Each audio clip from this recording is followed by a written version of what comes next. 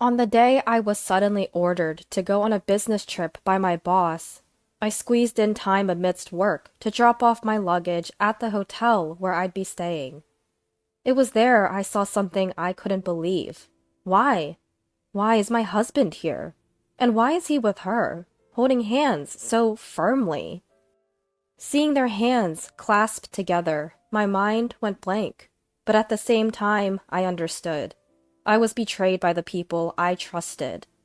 Despite feeling so suffocated I could barely breathe, I began to think calmly about what I should do next. My name is Lynn. I'm a 28-year-old office worker. I joined a company related to the food industry, which I've been interested in since my university days, and I've worked passionately. Work was hard, but enjoyable, and it filled my days. 3 months ago, I married Julian, who works at a client company. Julian is 10 years my senior and epitomized the image of a competent adult man. At first, our relationship was strictly professional, and I never imagined it would turn romantic. But after persistent wooing from Julian, we started dating and got married within months. I thought I was the happiest woman in the world to be married to the kind and romantic Julian, at least until that moment. "Lynn, the dress shirt isn't ironed! What are you doing?" Julian complained the moment he got up in the morning.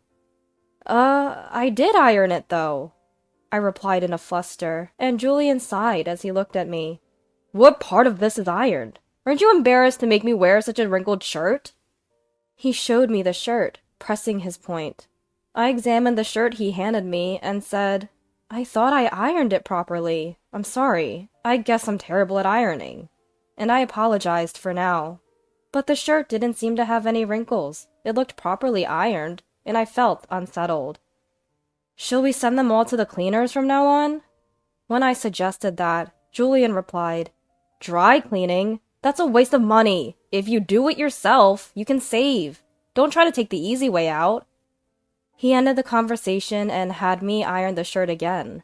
In the rush before leaving for work, I hurriedly re-ironed the shirt. Yet in the end, Julian wore a different one to work, leaving me speechless and astonished. My mind was in a turmoil. When we got married, we had agreed to share the household chores because we both had busy jobs. For the first month after our marriage, Julian did his share of the housework, but lately he hasn't done any at all. On top of that, if anything is even slightly to his displeasure, he has me redo it, just like earlier.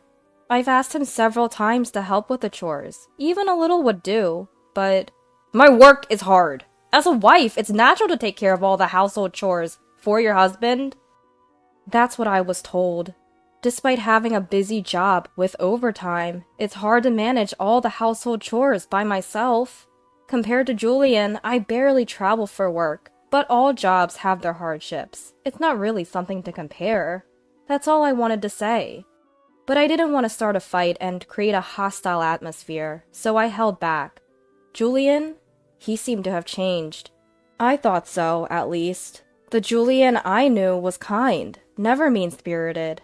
But lately, he's been distant and constantly complaining. I was starting to feel worn out from our life together. Then one day, "Nina, what brings you here all of a sudden? It's not like you to drop by." After work, as I arrived home, I found my younger sister Nina had come over. Nina's a bit younger than me and currently a college student. She has the look of a modern college girl, but still holds a certain childlike charm and is skillfully sweet. I rarely saw her since she was usually busy with part-time jobs or hanging out rather than university, so her sudden visit piqued my curiosity. "Hey sis, long time no see." Nina was lounging on the sofa, as if she owned the place. "Nina, have some cake." Julian said this while hurriedly making coffee and serving Nina cake. Seeing this, I thought, we didn't buy any cake, did we? Glancing in the kitchen, I noticed a box from a famous upscale cake shop. "Wow, Julian, I've wanted to try cake from here. Thank you for buying it." Nina exclaimed with joy, and Julian smiled sheepishly. I was confused, muttering to myself as I looked back and forth between them. "Julian, did you buy this cake? Why?" Julian, appearing flustered, said, I just happened to run into Nina near the office. She said she wanted to see our place, and I thought, why not pick up a cake on the way? Just by chance. All by chance. I felt a sense of discomfort as Julian repeated the word chance. Sis, I'm starving. Can you whip something up for me? Please? Nina looked at me with puppy eyes. All right, just wait a bit. Sighing, I decided to start preparing dinner. Peeking into the cake box before cooking, I saw one piece of cake, Nina's favorite from her childhood. Julian doesn't like sweets and never eats cake. I felt a little happy, thinking he had bought it for me too. While I was making dinner, Julian and Nina were chatting away happily. Honestly, I was surprised. They had only met a few times, including at my wedding, and yet they seemed to have become so close. At dinner, Nina cooed. There's something I wanted to ask you today. What is it? I asked, a bit wary. I'm going on a trip with my friends soon, and I don't have a bag to take with me. Can you buy one for me, sis? She pleaded. Huh? Nina, you have plenty of bags. There's no need to buy another. I responded with a frown. But all my friends will have the latest designer bags. It'd be embarrassing if I'm the only one with an old bag. Please buy it for me. She implored dramatically. Nina, you have a part-time job. Use your earnings to buy one, I said firmly. But Nina, with teary eyes, persisted. But my part-time money will all go to the trip expenses. Your company pays well, right? It wouldn't hurt to give a little back to me. No matter what anyone says, I'm not planning on buying Nina that bag. Julian keeps preaching about saving money, and if I buy my sister a designer bag, can you imagine what he'll say? While I was pondering this, Julian suddenly declared, All right then, I'll buy it for her. Wow, really? Julian, I love you! Nina was ecstatic, practically jumping for joy. I was so surprised. I wondered if I'd misheard, and asked, You're kidding, right? Julian, are you serious? Of course! It's just a little something for my adorable sister-in-law. A brand bag or two was nothing. I looked at Julian's profile, full of vim as he said this, with a feeling of disbelief. In the end, we promised to go bag shopping together on the weekend, and Nina left with the leftover cake firmly in hand. I had my reasons for feeling uneasy. Just a few weeks earlier, I had received a wedding invitation from a junior at work. Julian, there's a junior's wedding coming up, and I was thinking of buying a new formal dress. I had barely started speaking when Julian cut me off loudly. There's no need to buy new stuff for such occasions. It's a waste, complete waste. I thought of buying a new dress since more and more people around me, friends and colleagues, were getting married. I planned to use my own savings and didn't intend to buy anything expensive, but after being told it was such a waste, I couldn't say anything more and gave up. He had been so blunt with me, yet he was willing to buy something for Nina? A few days later, Nina and Julian came home, showing off the brand bag they had just bought to me, who had arrived home first. Look, sis! Isn't this bag super cute? I fell in love with it at the store. Julian bought it for me, Nina said joyfully, hugging the bag. I told him not to buy such an expensive one. I'm kind of sorry, sis. Nina apologized with an exaggeratedly innocent look. How much was that bag? I asked quietly, careful not to show my irritation. $2,000. Nina said with a smug look, and Julian wouldn't meet my eyes, perhaps feeling awkward. I held myself together until Nina left, then shook with uncontrollable anger, alone in the bathroom. They had gone shopping without telling me, spending $2,000. Julian wouldn't even look happy when I bought socks that cost less than $10. I was so angry I felt like I could explode. From that day on, Nina started coming to our house frequently. Julian was always in a good mood when Nina came, talking to her as if I was invisible. He treated me like a housekeeper, having me prepare meals and run errands for whatever Nina wanted.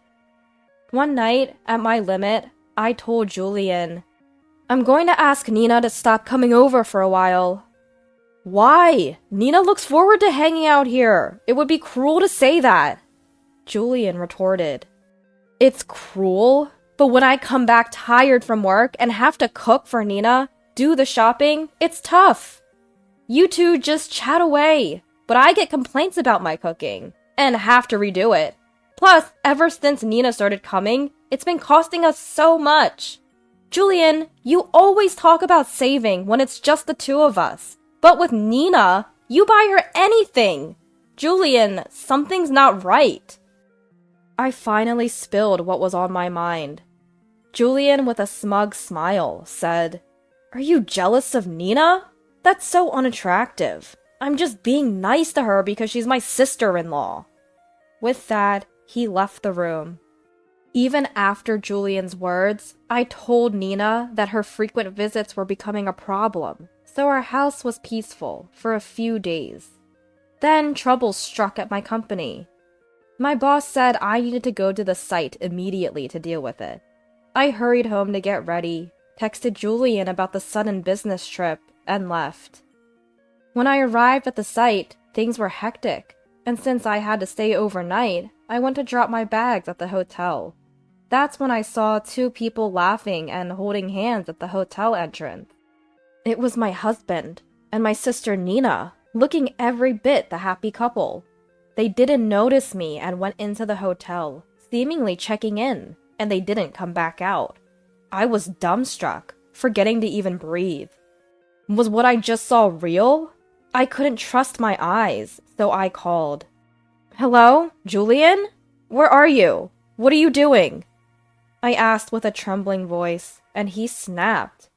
"What do you mean, what? I'm in an important business meeting at the company. Don't call me at work." And he hung up.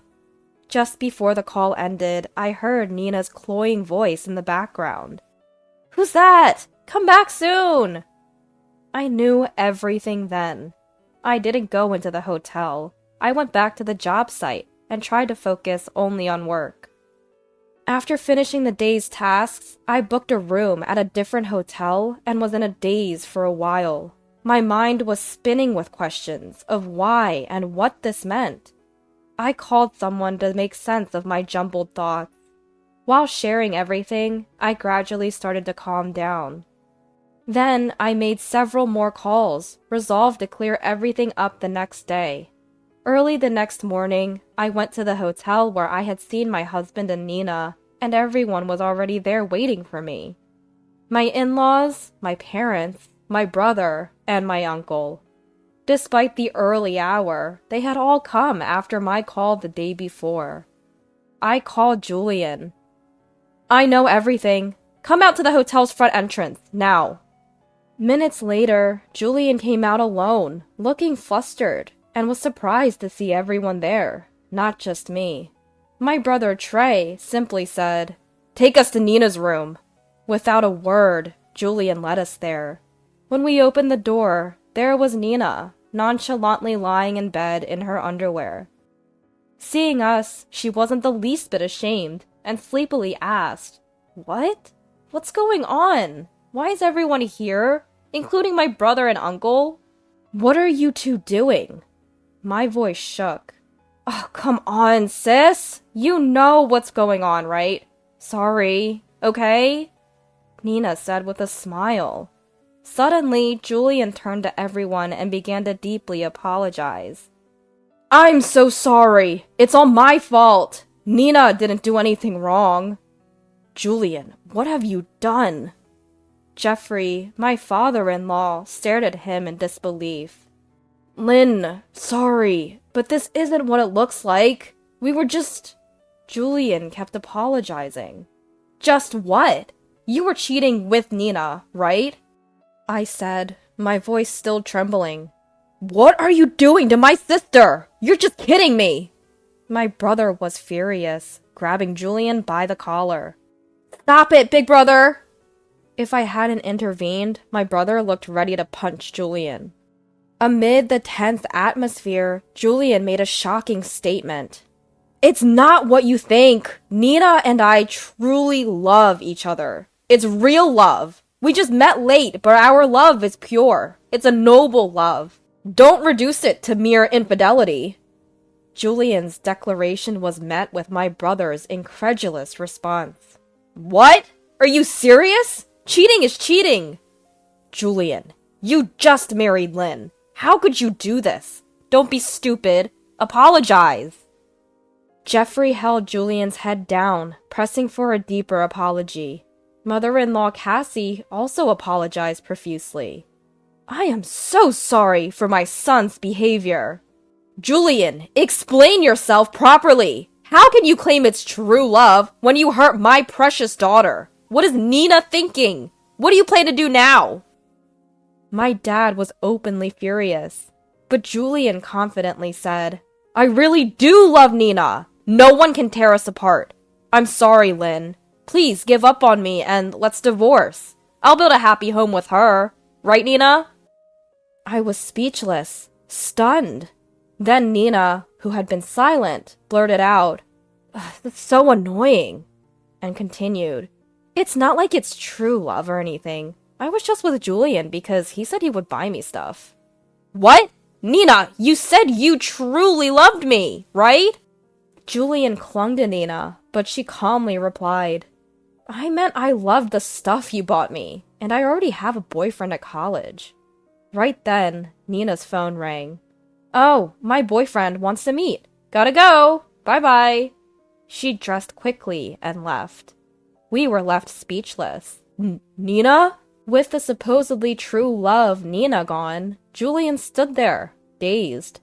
Eventually, Julian and I got divorced.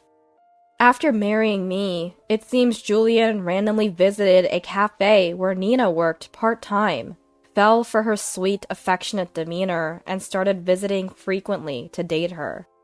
For Nina, it seemed Julian was just a convenient source of gifts, and she quickly dumped him. However, Nina's actions caught up with her. Her boyfriend saw all the gifts from Julian, suspected cheating, and dumped her harshly. Rumors spread in college about her stealing her sister's husband, and she faced cold stares.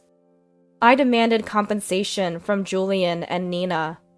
Since Julian was an employee at a client company of mine, the news of our divorce due to his affair spread quickly, making his work environment unbearable, leading to his resignation. Moreover, he had accumulated considerable debt buying things for Nina, and is now juggling multiple jobs to pay off the debt and compensation. Julian's in-laws cut ties with him due to the debt-ridden situation. Nina is working part-time diligently, every day after college under her strict uncle to avoid fleeing without paying the compensation.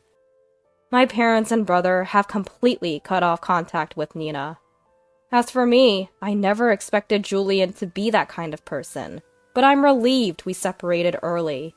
Now I'm focusing on my work and moving forward, bit by bit. Guess I need to improve my judgment of men, huh?